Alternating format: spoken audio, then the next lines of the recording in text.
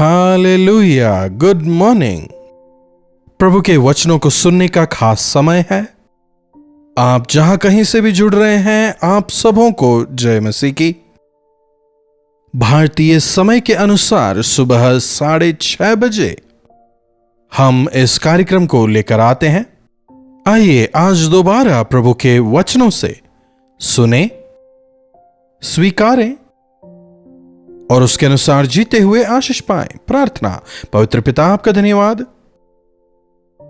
प्रभु, हमें हमारे जीवनों में आपसे बहुत कुछ सीखना है। कई सारे अनुभवों को अब भी हमें आपसे पाना है। पुराने आदम के स्वभाव से पूरी तरह छुटकारा पाकर पवित्रता से जीते हुए आपके मन को धारण कर आपके सानिध्य में प्रार्थना करते हुए आपके दूसरे आगमन के लिए अपने आप को तैयार करने में मदद करें। यीशु के नाम से प्रार्थना मांगते हैं, आमीन। प्रभु शीघ्र आने वाले हैं ना। तमाम चिन्हों को हम देख सकते हैं। आज शुक्रवार है और आज हमारे चर्च में, कैलवरी चर्च चेन्नई में, उपवास की प्रार्थना होती है। कई सभाओं में होती है। प्रार्थना काफी महत्वपूर्ण है। कई जगह प्रार्थना सभाएं हो रही हैं। जहां तहां आप देखिए, हमेशा प्रार्थनाएं हो रही हैं। कहीं 21 दिन की प्रार्थना, कहीं 40 दिन की, है कि नहीं? कहीं 24 घंटे का चेन प्रेयर हो रहा है। विभिन्न प्रकार के उपवास हो रहे हैं। कोई एक ही टाइम खाता है, कोई पानी तक नहीं पीता। विभिन्न प्रकार के उपवासों को आज हम देख सकते हैं। अच्छी बात है, इतनी प्रार्थनाएं हो रही हैं। इतने सारे लोग मिलकर अलग अलग जगहों पर, अलग अलग स्थान में, अलग अलग तरीकों से प्रार्थनाएं कर रहे हैं। बहुत अच्छी बात है। लेकिन क्या उन प्रार्थनाओं के जवाब आ रहे हैं? क्या हमारी प्रार्थना वे स्वीकार रहे हैं? क्या हमारी प्रार्थना वे सुन रहे हैं? तो क्या वे सुनते नहीं? उनके कान बहरे नहीं कि वे ना सुन सकें, ना ही उनके हाथ इतने छोटे कि उद्धार ना कर सकें। लेकिन तुम्हारे पाप ही तुम्हारे और परमेश्वर के बीच आ गए हैं। दाऊद कहता है, अगर मैं अपने मन में अनर्थ बात सोचूं तो प्रभु मेरी प्रार्थना नहीं सुनेंगे। कितनी देर हमने प्रार्थना की, कितने ऊंचे शब्दों में प्रार्थना की, यह मुख्य नहीं। विश्वास के साथ प्रार्थना करते हैं, पवित्रता के साथ प्रार्थना करते हैं। क्या हमारी प्रार्थना की आवाज स्वर्ग तक पहुंच रही है? यह काफी जरूरी है। उन दिनों में देखिए, उन लोगों ने सुबह से लेकर रात तक बाल देवता को पुकारा, बाल देवता की मूर्ति के सामने प्रार्थना की, बलिदान चढ़ाए। क्या कुछ नहीं किया, कोई फायदा नहीं। लेकिन एलिया हमारी ही तरह सामान्य इंसान था। जोश से भरकर, विश्वास से, उत्साह से एक छोटी सी प्रार्थना करता है, परमेश्वर अपनी महिमा दिखाएं। छोटी सी प्रार्थना करता है। पहले राजा की पुस्तक उसके 18वें अध्याय में आप यह देख सकते हैं। तुरंत आकाश से अग्नि उतरकर वेदी पर पड़े बलि को जला देती है। जब हम प्रार्थना करते हैं, आकाश से अग्नि उतरनी चाहिए। हमारे हृदयों को प्रभु स्वीकार करने पाए। हमारे हृदय रूपी बलिवेदी से उठने वाला धुआं उनके स्वीकार योग्य हो। तो यह कैसे होगा? किस प्रकार से प्रभु हमारी प्रार्थनाओं को स्वीकारेंगे? अगर पूछें, यीशु मसीह स्वयं एक दृष्टांत में यह बताते हैं। लूका रचित सुसमाचार 18वां अध्याय 10वीं आयत से देखिएगा। 2 मनुष्य प्रार्थना करने के लिए आराधनालय गए। एक फरीसी था और दूसरा चुंगी लेने वाला। फरीसी खड़ा होकर अपने मन में यूं प्रार्थना करने लगा, हे परमेश्वर, मैं आपका धन्यवाद करता हूं कि मैं दूसरे मनुष्यों के समान अंधेर करने वाला या अन्यायी और व्यभिचारी नहीं हूं। शुरुआत में ही क्या कर रहा है? मैं। अरे प्रार्थना में मैं का क्या काम? हमें उन्हें महिमित करना है। प्रभु आप महान हैं, आप दयालु हैं, कृपालु हैं, आप प्रेमी हैं, आप सर्वशक्तिमान हैं, प्रभुओं के प्रभु, ईश्वरों के परमेश्वर हैं कहने के बजाय प्रभु को बता रहा है कि वो खुद कैसा है। मैं नहीं, अब केवल मसीह मुझ में जीवित हैं। मैं घटने पाऊं और वे बढ़ने पाएं। ऐसी ही हमारी प्रार्थना होनी चाहिए। प्रार्थना मतलब अपने मुंह मियां मिट्ठू बनना नहीं है। इससे भी स्पष्ट कहना है, आप कितने महान हैं प्रार्थना में यह बताने की जरूरत नहीं है। आपने क्या किया, आप कितने अच्छे हैं, क्या परमेश्वर नहीं जानते? मैं वैसा नहीं हूं, मैं ऐसा नहीं हूं, मैं उनसे अच्छा हूं, मैं इनसे बेहतर हूं। क्या दूसरों से अपनी तुलना करते हुए आप प्रार्थना करते हैं? दुखद है, कई बार हमारी प्रार्थना ऐसी ही होती है। गवाही देने के लिए जब खड़े होते हैं, अनेक लोगों की गवाही भी ऐसी ही होती है। मैं, अरे मैं तो कचरा हूं, मैं बेकार हूं, मैं फालतू हूं, अयोग्य हूं, किसी काम का नहीं हूं, लेकिन फिर भी प्रभु ने मुझे क्षमा किया। कई बार लोग अपने पापों का भी बयान ऐसे करते हैं मानो बहुत महान काम किया हो। अपने पापों का अंगीकार करते हुए भी जब मैं लोगों को देखता हूं अपनी बड़ाई करते हुए, मुझे काफी दुख होता है। मैं अन्यायी नहीं हूं, मैं दूसरों के समान नहीं हूं, व्यभिचारी नहीं हूं, मैं ये नहीं करता, वो नहीं करता, चोरी नहीं करता, हत्या नहीं करता, कहते हुए वो अपनी तुलना पास खड़े व्यक्ति से कर रहा है। पास खड़े चुंगी लेने वाले को देखकर उससे तुलना करते हुए अपने आप को बेहतर बता रहा है। अपने आप को अच्छा या बेहतर या ज्ञानी या समझदार दिखाने की मंशा से की गई प्रार्थनाएं आपके घर की छत भी पार नहीं कर पाएगी। अब भले ही वो प्रार्थना आप आराधनालय में कर रहे हो, ऐसी प्रार्थना की आवाज स्वर्ग तक नहीं पहुंचेगी। आज लोगों की प्रार्थनाएं आत्म महिमा के लिए होती हैं। अपनी प्रार्थनाओं में वे दूसरों को सिखा रहे होते हैं, यहां तक कि परमेश्वर को भी सिखाते हैं।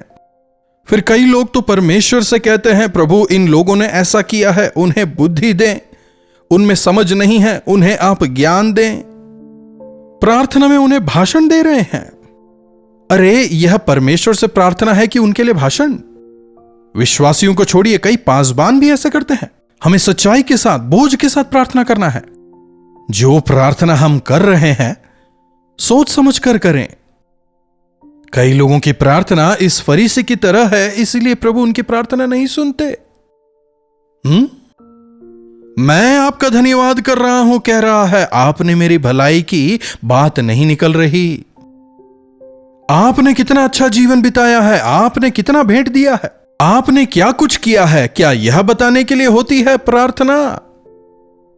प्रभु की भलाइयों को याद करते हुए प्रभु का धन्यवाद करने के लिए, प्रभु मैं कुछ नहीं हूं, केवल आपका अनुग्रह है कहते हुए प्रभु को महिमित करने के लिए होनी चाहिए प्रार्थना।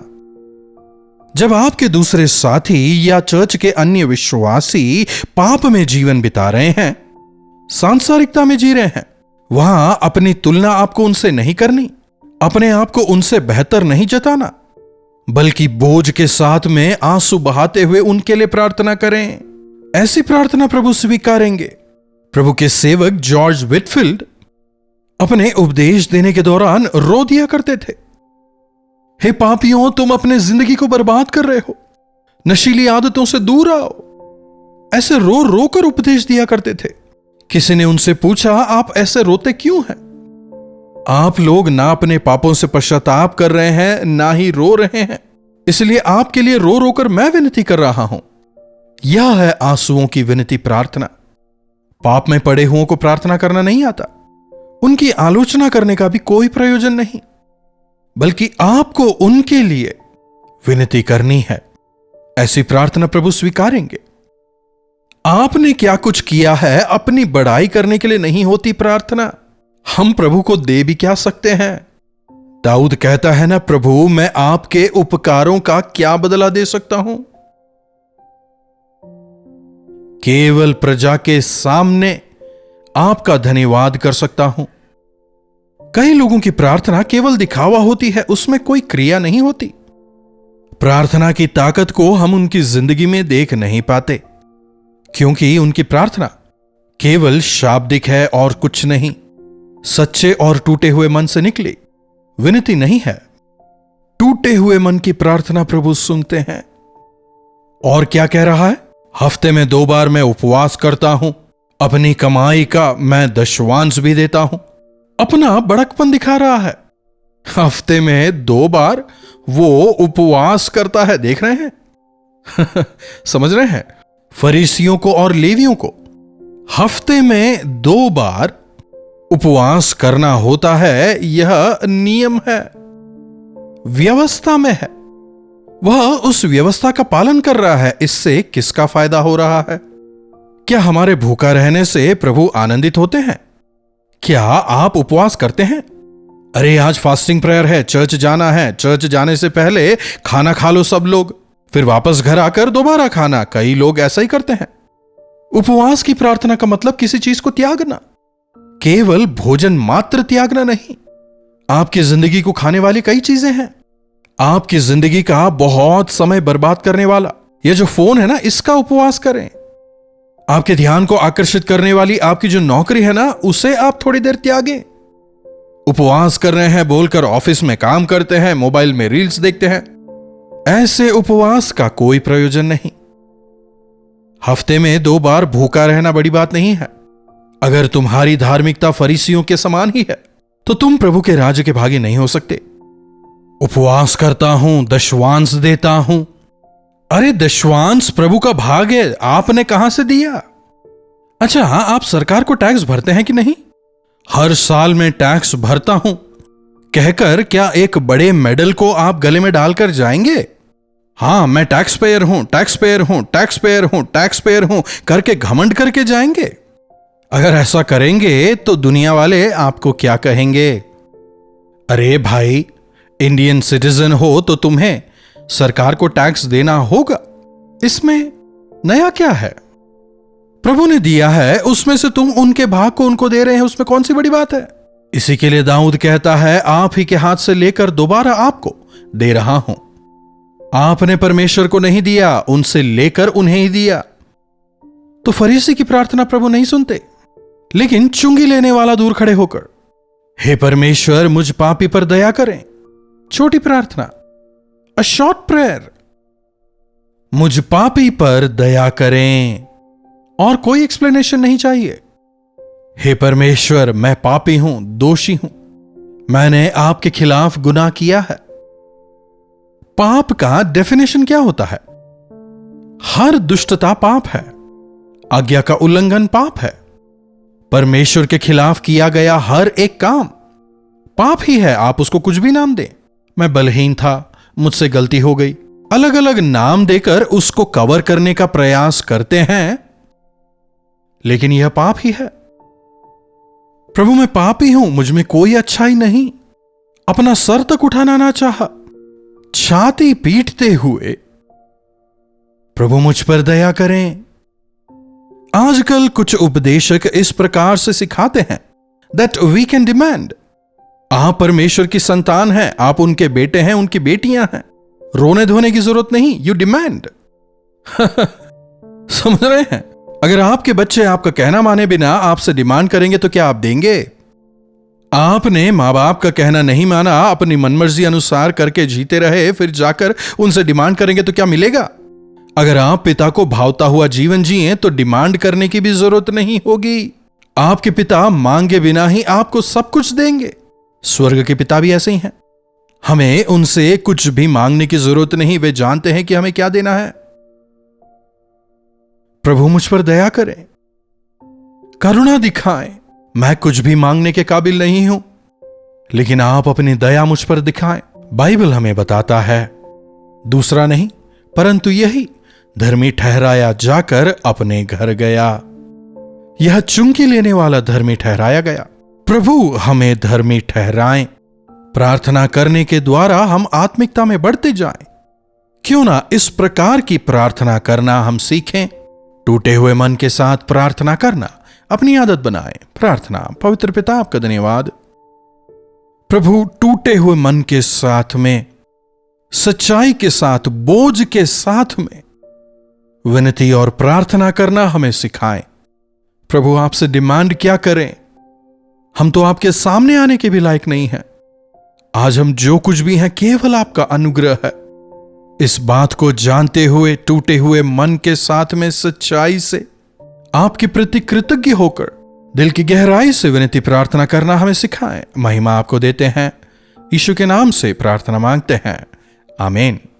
अब हमारे पिता परमेश्वर का प्रेम, प्रभु यीशु मसीह का अनुग्रह, पवित्र आत्मा की संगति और सहभागिता हम से प्रत्येक के साथ आज, कल और सर्वदा बनी रहे, आमीन। प्रभु की महिमा हो। अपने प्रार्थना विषयों को आप 9884907779 पर व्हाट्सएप वॉइस मैसेज या फिर टेक्स्ट के जरिए भेजें। अगर चाहें तो कॉल करके भी बात कर सकते हैं।